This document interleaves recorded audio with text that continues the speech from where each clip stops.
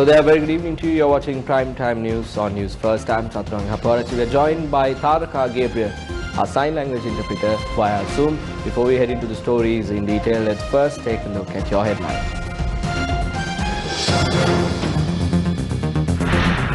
New areas placed under lockdown from 5 a.m. tomorrow. Isolation status of a number of localities lifted.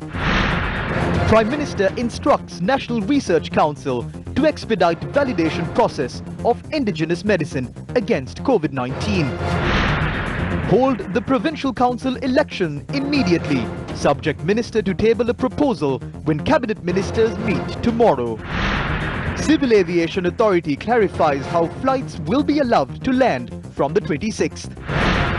Unidentified disease spreads among herds of cattle in the Polonnaruwa Floodplain National Park.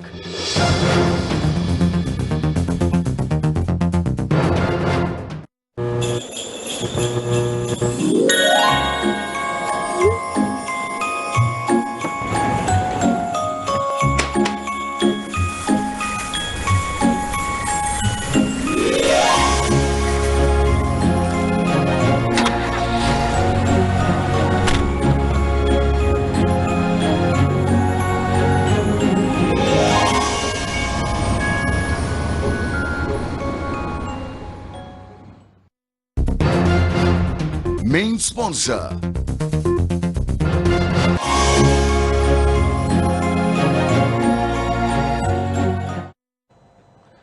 Now on to those stories in detail. The National Operations Centre for the Prevention of COVID-19 outbreak has announced that the isolation status in several areas would be lifted from 5 a.m. tomorrow. Authorities said that Myra Place in Vellavatta will be added to the list of isolated areas from 5 a.m. tomorrow. The areas that will continue to remain isolated in the Gampaha district include Naiduva in the Keravalapitiya Gramaniladari division, Duvevatta in the Valikadamulla Gramaniladari division, Rohana Viharamavata in the Paliyagoda Gramaniladari division, Vedikanda in the Hunupitiya North Gramaniladari division in Kiribatgoda, and Varana Temple Road, Kattota Road and Hijra Mavata in the Tiharia North and East Gramaniladari divisions in Nitambua. The areas that will remain under isolation in the Kaluthara district include Vegangalla East and West Gramaniladari divisions in Bulatsinhala and Marikar Street in Kudahinatiyangala Gramaniladari division. Meanwhile, the isolation status in several housing complexes will be lifted at 5 a.m. tomorrow.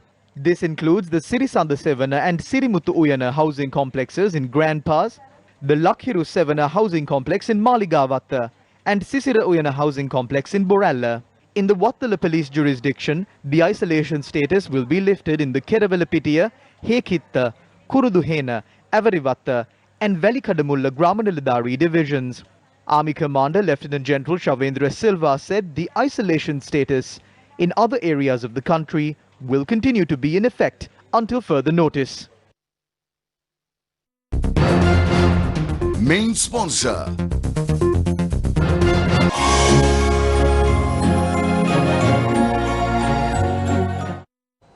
Prime Minister Mahinda Rajapaksa has informed the National Research Council of Sri Lanka to expedite the process of scientific validation of indigenous medicines and treatments developed for COVID-19. Issuing a statement, the Prime Minister's Media Division said the Prime Minister has directed the Council to validate the indigenous treatment approved by the Colombo University, the indigenous treatment methods introduced by Dr. Harsha Subasinghe and Indika Jagoda, and the indigenous syrup developed by Ayurvedic practitioner in Kegol, Dhammika Bandara.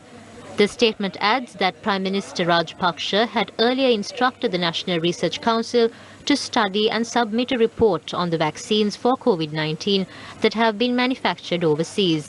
According to the Prime Minister's Media Division, the National Research Council had handed over a CDA report on the top 3 COVID-19 vaccines to the Health Minister.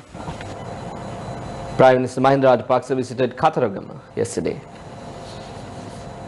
Prime Minister Mahinda Rajapaksa paid homage to the Kirivehera temple during his visit to Kataragama last afternoon. He engaged in religious observances at the sacred bow tree and later paid homage to the Ruhunu Maha Kataragama Devalaya as well. The Prime Minister obtained blessings from the Chief Adhikarana Sanganayaka of Ruhunu Magam Pattuwa Venerable Kapugama Sarnathissa Thero, who serves as the incumbent priest of the Sri Abhinavaramaya temple. The long-due provincial council elections has once again come to the limelight and people are starting to discuss about it. Minister Janaka Bandara Tennakon says he will submit a proposal to the cabinet tomorrow requesting to expedite the provincial council elections. I will table the proposal at the cabinet meeting tomorrow to conduct the provincial council elections immediately. The President, Prime Minister and Basil Rajapaksa have also instructed to do so. The former members of the provincial council met at Temple Trees yesterday. We reached a decision to expedite the provincial council elections. We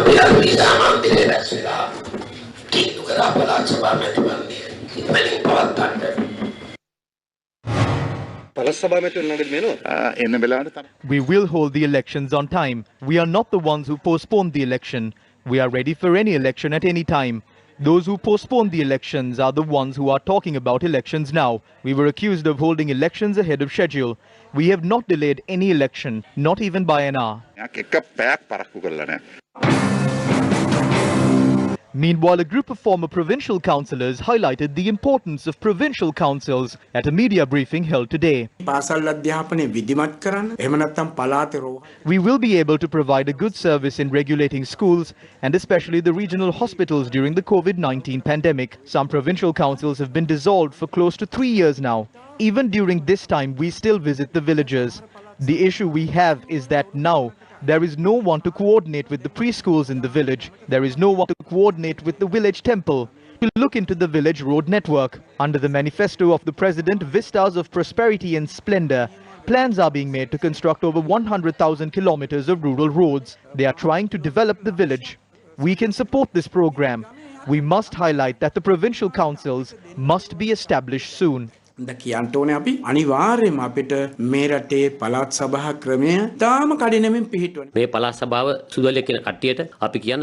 who call the provincial councils a white elephant, we would like to say that if that is the case, then even the parliament is a white elephant. We don't need so many members in parliament. At the start of the COVID-19 pandemic, the country was controlled by the president and a cabinet of 15 members. Therefore, we don't need 225 members of parliament. The cabinet of ministers alone is enough. That is the answer that we would like to give to people who say that provincial councils are not needed. What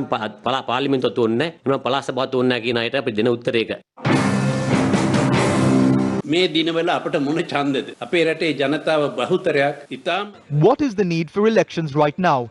The majority of the people in the country are suffering because of the spread of the COVID-19 pandemic. If another election is held, a massive amount of taxpayers' money will have to be spent for it. So this is not an election that the people are asking for.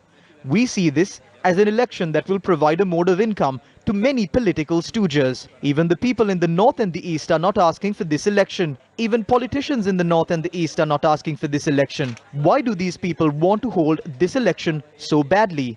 Why are they trying to amass so much of power? They were given a two-thirds majority. 6.9 million people voted for the president. They got more power through the 20th Amendment to the Constitution. Now, you want to hold the provincial council elections and secure more power? What are they trying to do? We would like to ask this government if they don't have all the power they need.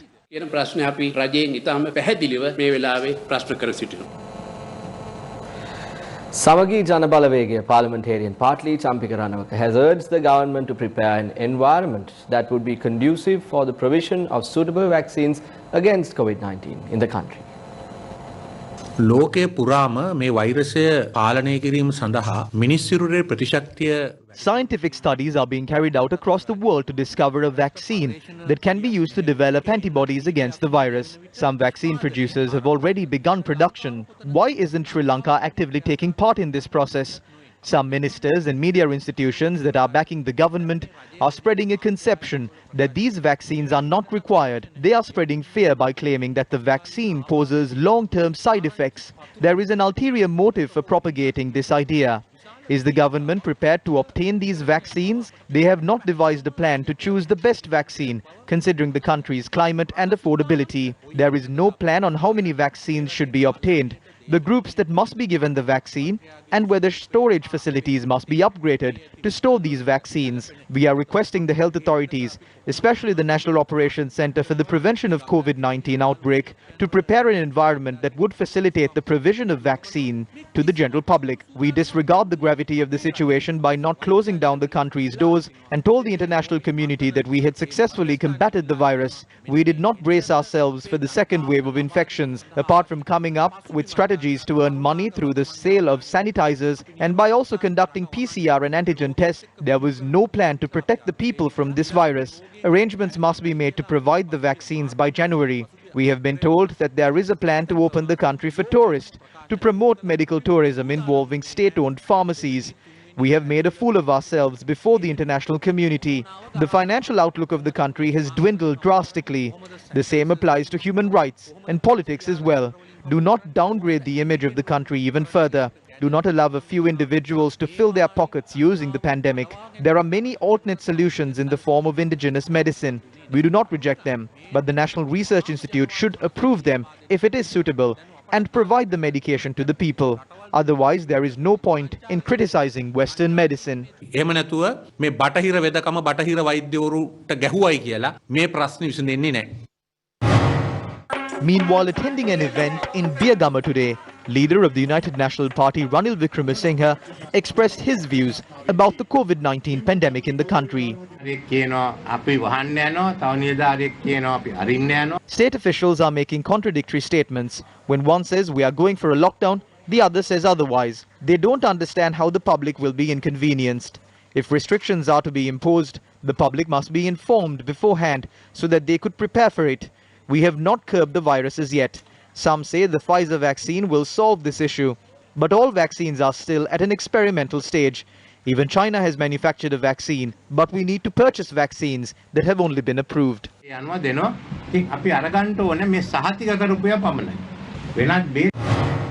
6 COVID-19 infected people have been identified from the Jaffna district. Due to this, the health authorities have taken steps to isolate the Uduville area in Jaffna. It is also reported that 51,819 people belonging to 17,490 families in the Uduville Divisional Secretariat have been directed to self-quarantine.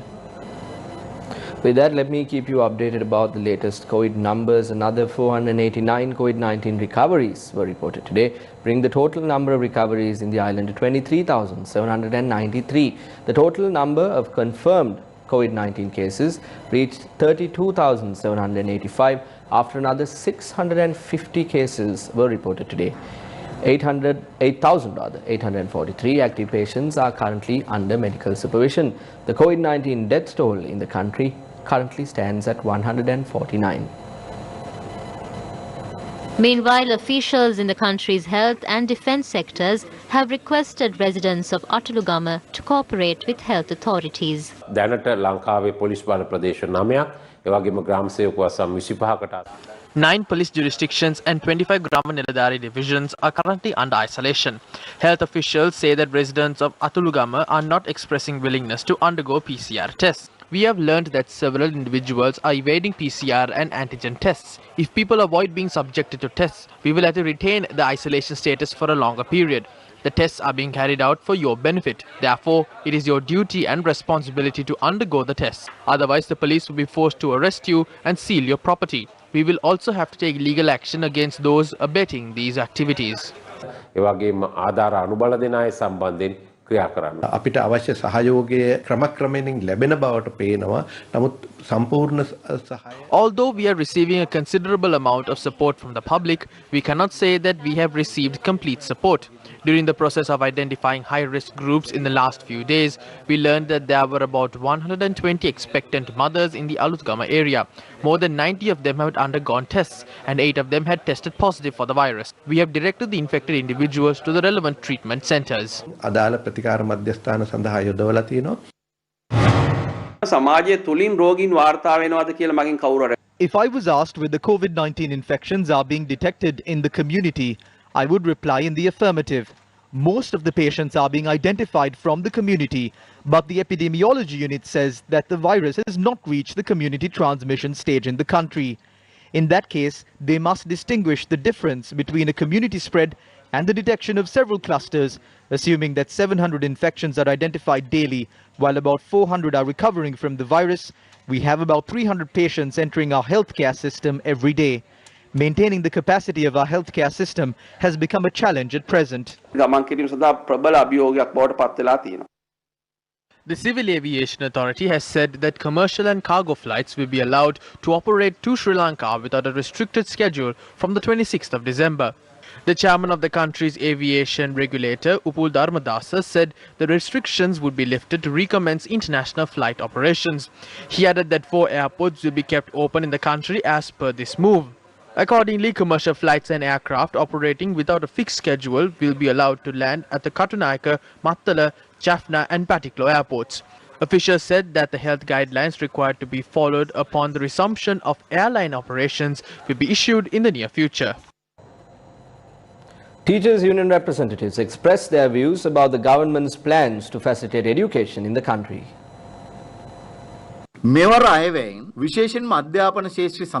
The allocation made to the education sector in 2021 budget is very low. This illustrates the government's vision for the education sector in the country. We need a mechanism to rebuild the education system that has collapsed due to the COVID-19 pandemic. The government should provide online education to every student. Teachers are urged to use online platforms for teaching, but they are not provided with sufficient facilities. Teachers are compelled to use their personal funds to purchase data for online teaching. Parents do not have money to purchase equipment for their children for online studies. Facilities have not been provided for teachers and students, and there is no response from the government either.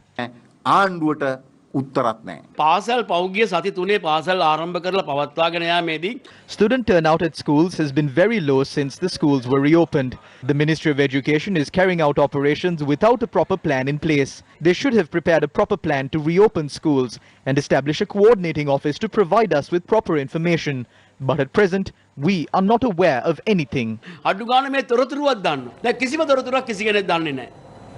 Interviews for the new intake of students at Newsfirst College, Colombo for the year 2021 was held today. The interviews were conducted while adhering to COVID-19 health guidelines. In the face of the COVID-19 pandemic, Newsfirst College Colombo used novel methods to help them conduct interviews for their new intake.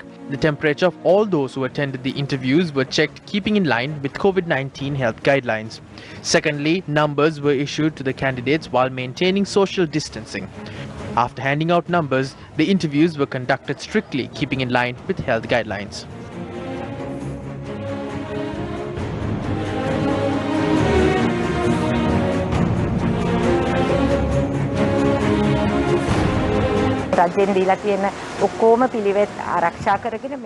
We conducted these interviews strictly adhering to COVID-19 health guidelines to set an example to the rest of the country that these guidelines can be followed.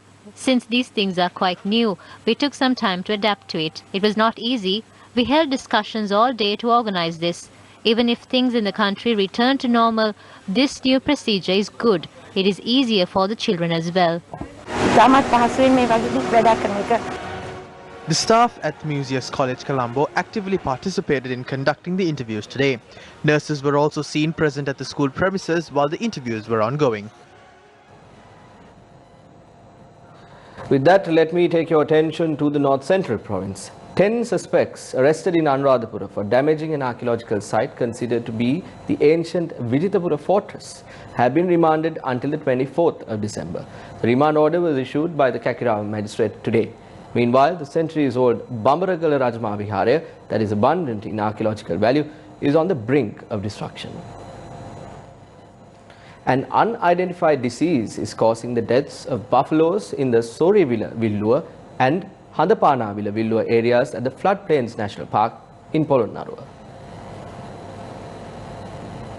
Cattle farmers complain that buffaloes have been dying during the last week due to reasons that are yet to be uncovered.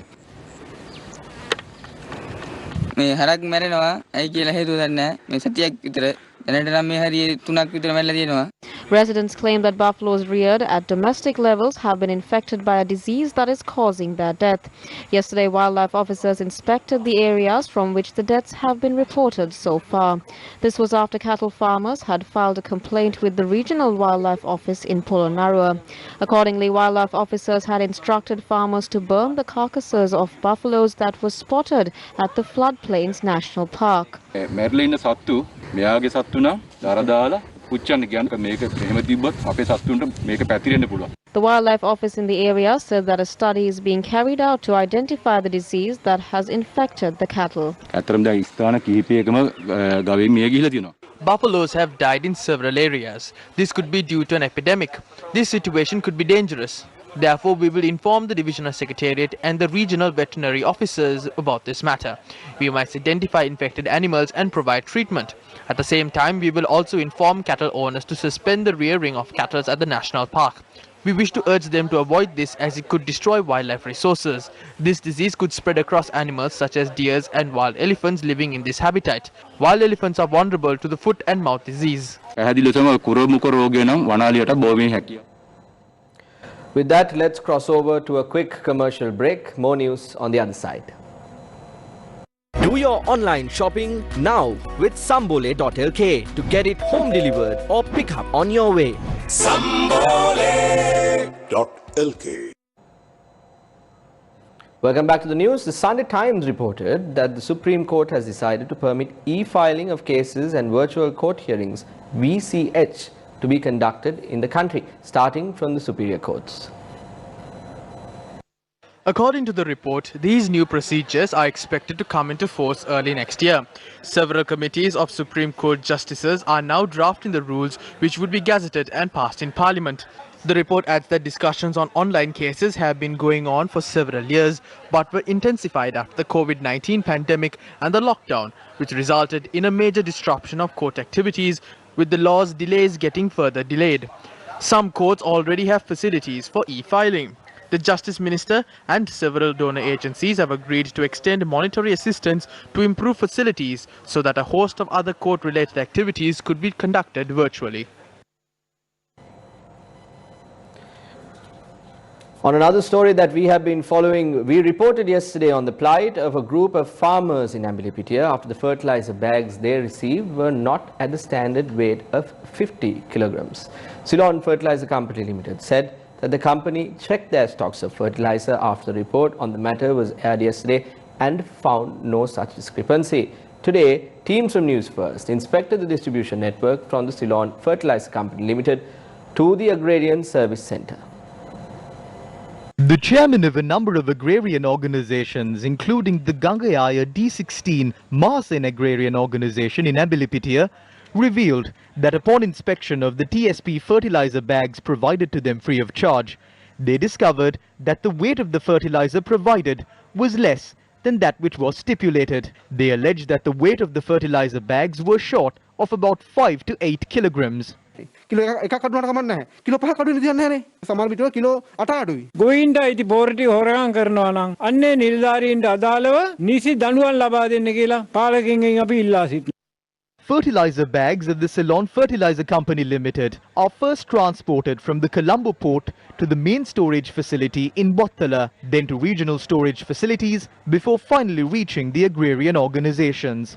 We first examined the location where the operations of the Ceylon Fertilizer Company Limited begins, the Colombo port complex. Fertilizer unloaded from the ships are packaged at the container terminal itself. අපිට මේ එන පොරමිටිය පොඩ්ඩක් අරන් දෙන්නකෝ. බර බලන්න. ඔව්. Kilo 50යි.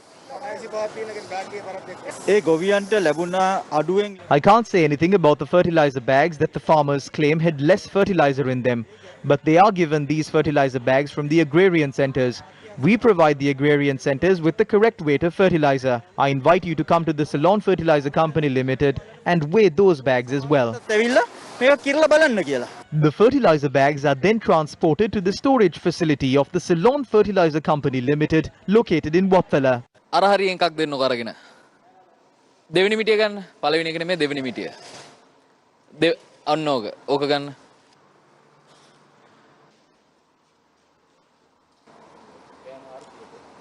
The fertilizer bags at the port and the main storage facility in Vattala had the stipulated weight of fertilizer.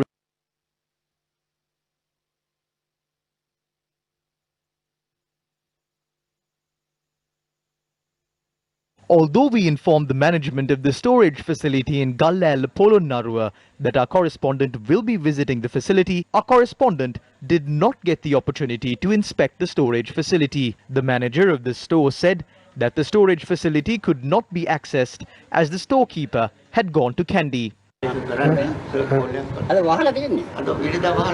The Thimble-Katia Agrarian Service Centre that reportedly did not have the stipulated amount of fertilizer in the fertilizer bags yesterday had got the fertilizer from the Ambilipitia storage facility. We inspected this facility as well.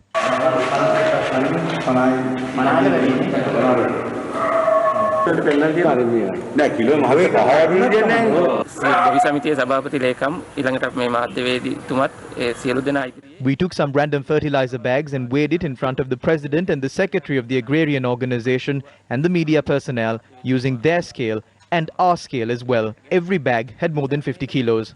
Since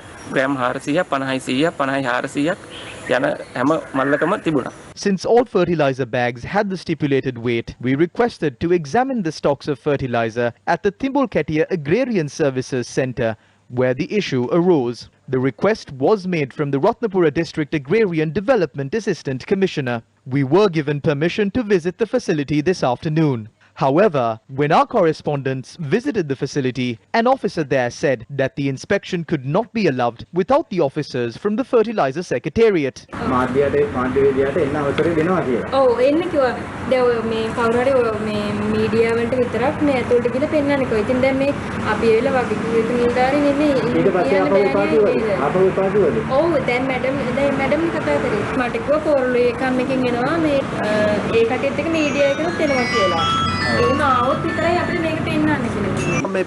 We called this main character and spoke with her. She asked us to distribute among ourselves the fertilizer that we got. I request the president to conduct a proper inquiry into the matter. We don't know how this happened. We came across a similar situation in Rajanganaya. The farmers brought the fertilizer and weighed it and started distributing it.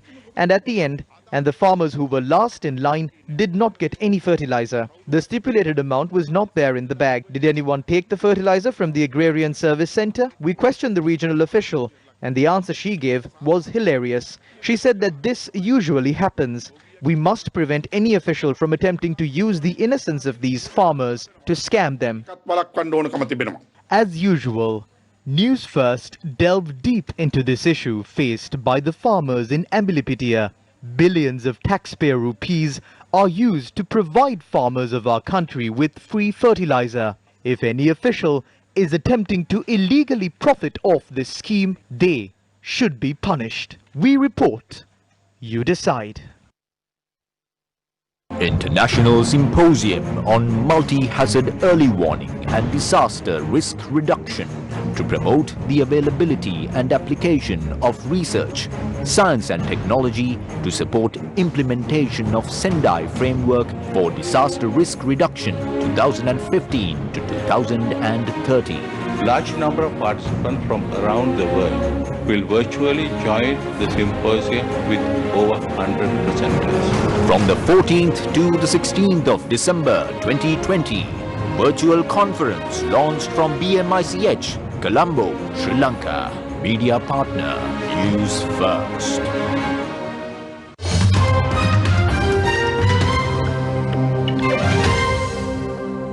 On to some international news now. South Korea has recorded a new high in the number of coronavirus cases with 950 infections announced yesterday. That's all the news we have for you this evening. You can follow all these stories and more on our website www.newsfirst.lk, and always stay connected and look us up on our social media platforms as well. I've been Chaturanga Parachi. Thank you very much for watching.